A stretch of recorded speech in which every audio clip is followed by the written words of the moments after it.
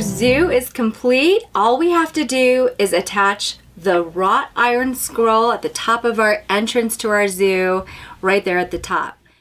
You'll find this in your pattern. So there are 4 pages. You're going to print them all out and tape them together in this pattern. Once you work the pattern like you did in the scrolling fence in section 1, it will look like this. So you're going to work exactly the same way with the freezer paper template. You're going to stitch on it, and then you're going to glue down your bias binding.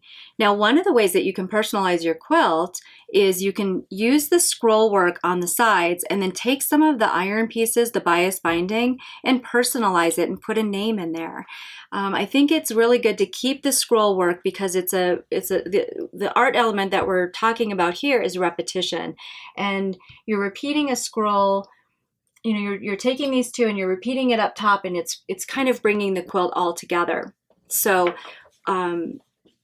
whether you personalize it or not, keep the scrolls so that you have this continuity within your piece.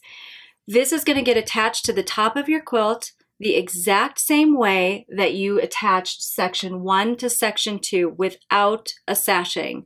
So that's where you're going to make sure, and this is in your pattern, but make sure that you leave that extra little 1/4 inch of the batting and the backing so that you can just attach it with the top edge of this, and then you're going to remember to cut the extra batting and then roll the backing over and hand stitch it in place.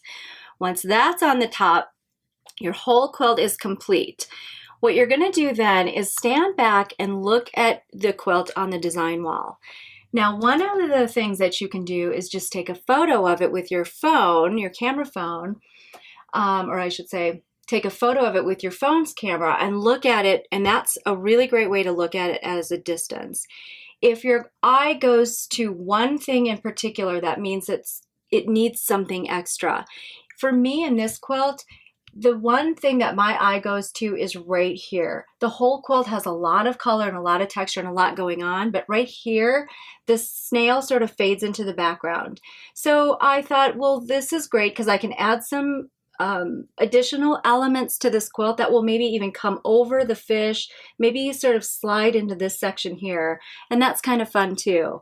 So some of the things that I've done here is again with the broderie purse, where you just cut elements out of your main fabric and you can hand stitch that right in place.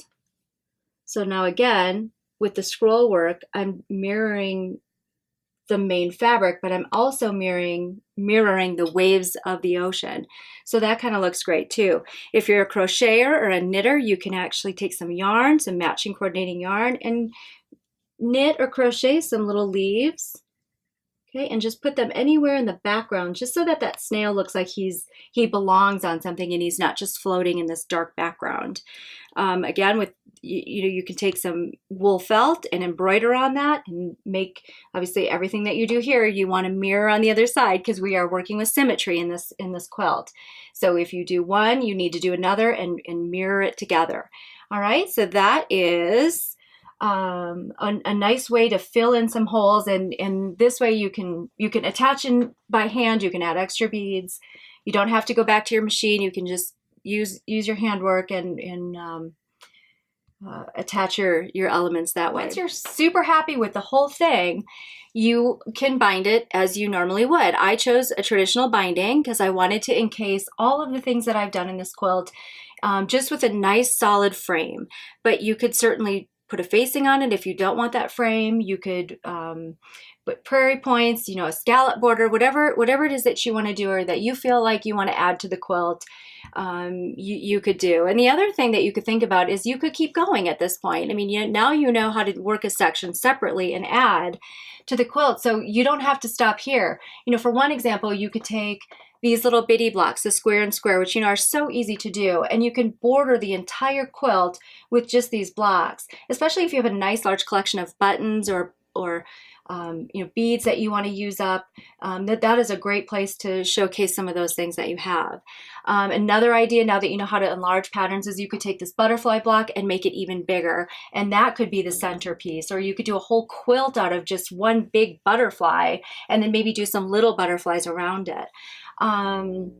You could take your stencil and stencil the entire background, so you've got a whole cloth quilt, and then put in some of these elements onto the stenciling. So, the other thing you could do is take the butterfly block, for example, and work that block in all different scrap fabrics. So what a great scrap buster that would be, to make those butterfly blocks in an Andy Warhol sort of setting where you've got just the same exact block but in different colorways. So, now that your toolbox is even more full with great techniques, the sky is the limit on what you can create and what you can do. So I want to thank you so much for joining me on our trip to the zoo. Continue to have fun on your creative journey, and I hope to see you soon.